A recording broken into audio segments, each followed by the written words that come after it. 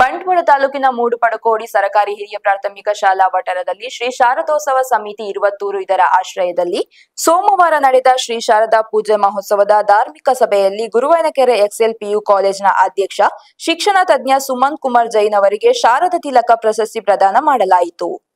ಬೆಳಗ್ಗೆ ವೇದಮೂರ್ತಿ ಗೋವಿಂದ ಭಟ್ ಕರಿಮಲೆ ಅವರ ಪೌರೋಹಿತ್ಯದಲ್ಲಿ ಶ್ರೀ ಶಾರದಾ ಮಾತೆಯ ಪ್ರತಿಷ್ಠಾಪನೆ, ವಿವಿಧ ವೈದಿಕ ವಿಧಿವಿಧಾನಗಳು, ಭಜನಾ ಸಂಕೀರ್ತನೆ, ಮಧ್ಯಾಹ್ನ ಮಹಾಪೂಜೆ ಕಾರ್ಯಕ್ರಮಗಳೊಂದಿಗೆ ನಡೆಯಿತು.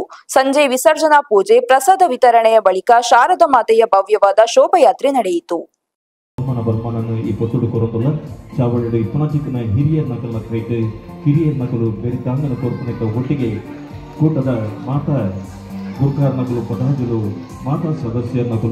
ಶ್ರೀ ಶಾರದೋತ್ಸವ ಸೇವಾ ಸಮಿತಿ 20 ಪದವು ಪಕ್ಕ ಶ್ರೀ ಶಾರದಾ ಸೇವಾ ಟ್ರಸ್ಟ್ 20 ಪದವು ಊರ್ದ 10 ಸಂಸ್ಥೆಯನ್ನ ಮರ್ಯಾದೆಡು ಕೊರ್ಪನ ಚಿತನ ಈ ಅಪ್ಪನ ಭಕ್ತಿ ಪ್ರಸಾದನ ಸಂದಾಯಿತ ಮತ್ತೊಂದು